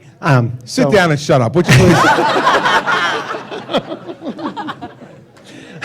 I did that just for you. I really did. How come I get to take the beat? I don't understand. So actually, this gentleman over there kind of stole my thunder, but I have a second question. Okay. The classified material thing, I really don't get. Anybody that was in there was in the military gets what Chris is talking about. You'd either be in the brig, tossed out, and so it should something be happening along those lines with her. Second question is, so Barack Obama with the whole, hope and change and all that, right? So the first thing he does when he gets in office, shoves Obamacare down everybody's throat without any Republican votes, which obviously is totally contrary to how he came across. So I want to ask you, when you become president, your first order of business, will it be to reach across the aisle to the other side, or to get combative right out, or some combination of the two? I think the best way to answer that is to tell you where I've been in New Jersey. Now, I have dealt for the last 6 years, every minute of every day, with a Democratic legislature. 24-16 in the Senate, 48-32 in the lower house. So it's not like I'm a vote or two away and then I'm in. But it's not happening, okay? We've got big Democratic majorities. And so I had to make a decision very early on. Like, did I want to just give speeches or did I want to govern? And if I wanted to govern, I needed to develop relationships with those folks.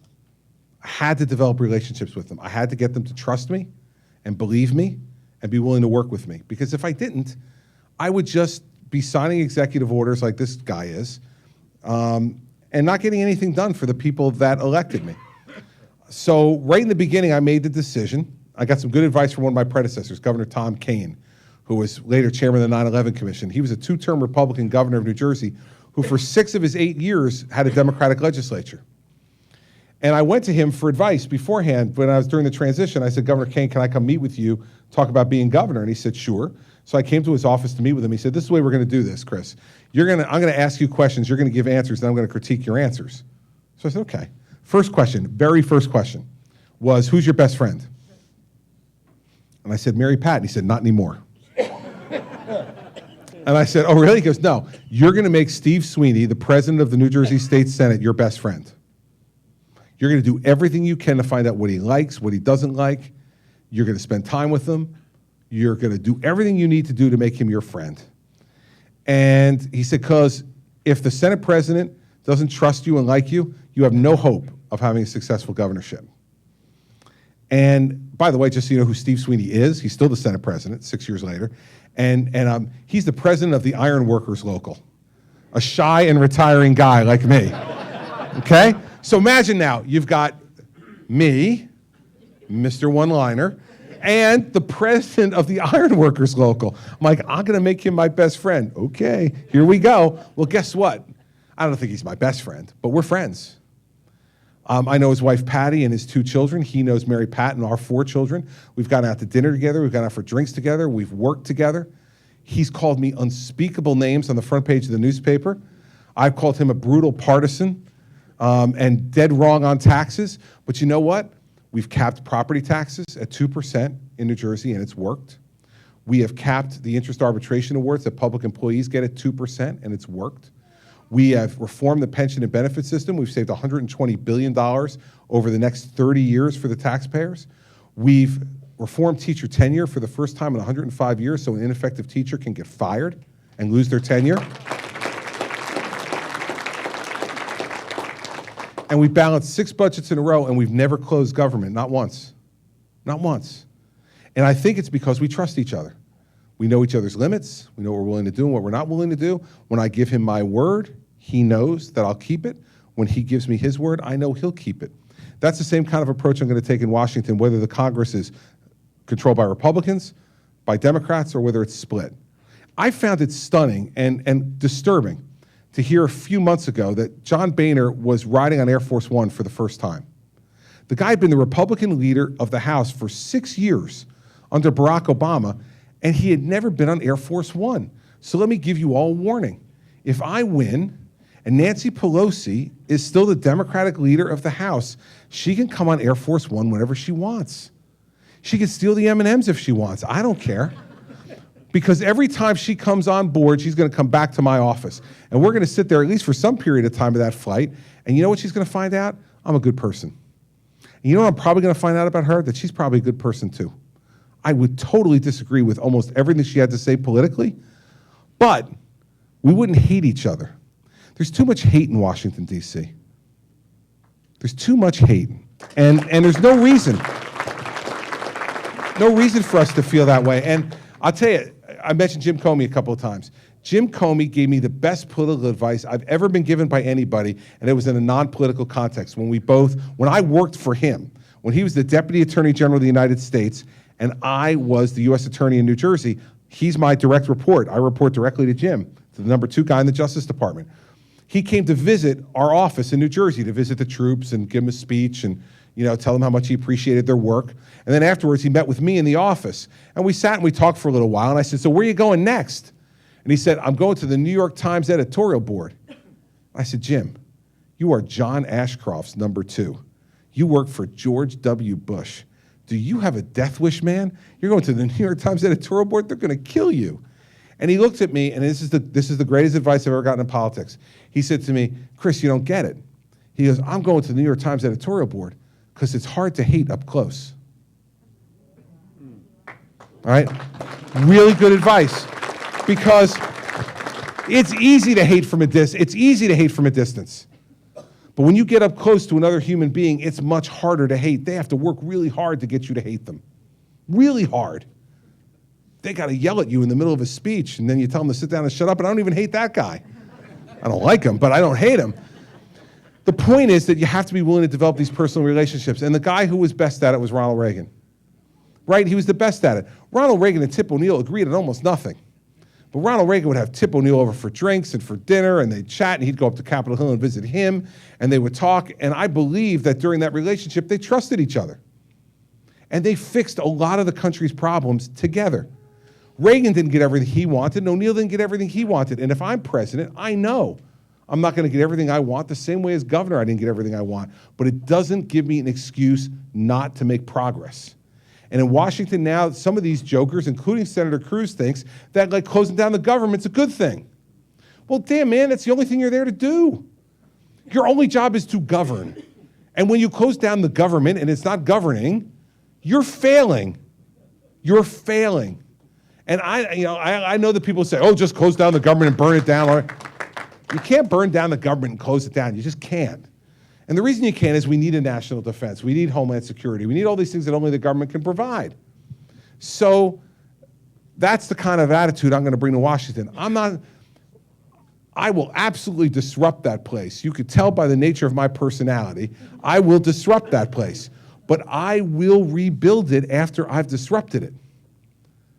I will rebuild it after I disrupted it. I'll have the fights with the people I have to have fights with, and they'll have fights like they've never had in their life. And they'll sit in private, quiet rooms with me and hear things and conjugations of certain verbs they've never heard before in their life. But by the time they leave that room, we'll have a deal more times than not, because that's my job. So you wonder what attitude I'll bring? That's the attitude I'll bring. I'll be tough when I need to be, but I will never forget that my job is to get a deal for the American people and move their government forward so that it gets the hell out of their way so they can live their lives the way they want to. That's what I'll do. All right. So, I got my moose. Thank you. Very nice.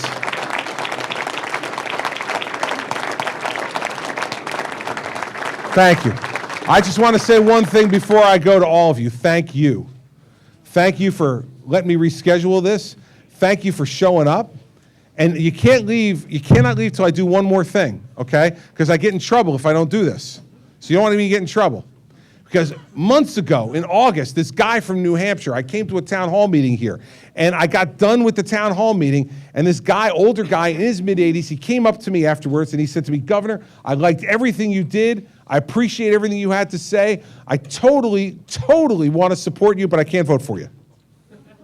So what do you mean you can't vote for me? And he said, you forgot to do something, and since you forgot to do it, I can't vote for you, but don't worry about it. Good luck in the campaign. He starts to walk away. I said, don't worry about it. Come back here. I said, what did I forget to do? And he said, you forgot to ask for my vote.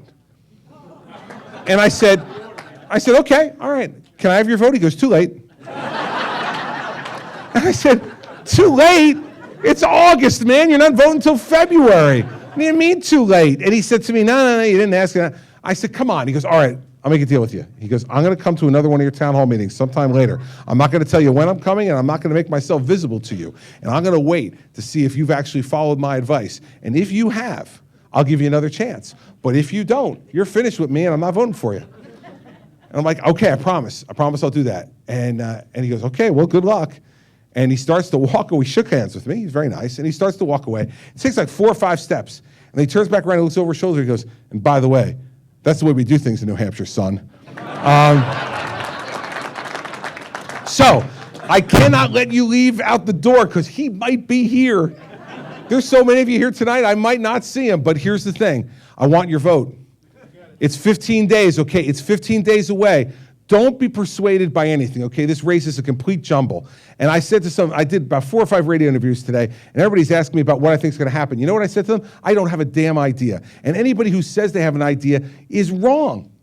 I mean, there was one candidate last week, polls came out back-to-back in New Hampshire. The same candidate had 20 and 6 in back-to-back days. Which one's right? Neither one of them are right. Maybe they're both right. Who knows? But I'll tell you this.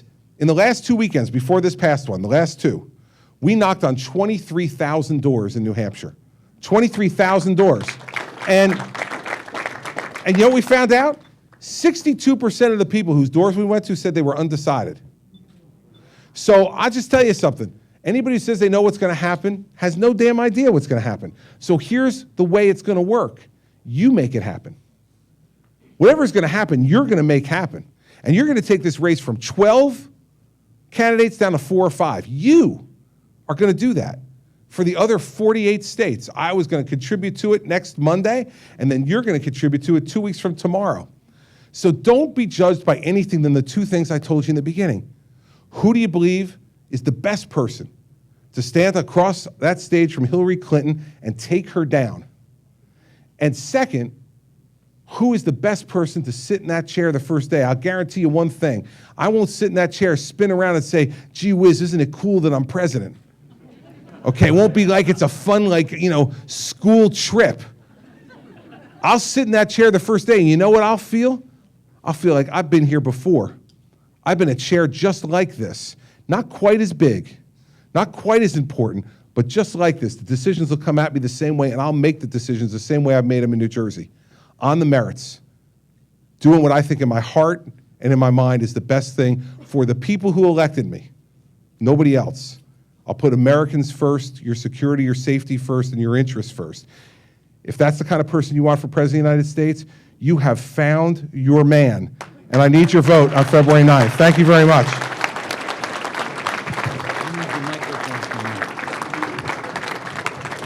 Hey, before you run out the door, folks, I got to tell you, we just got a news flash here.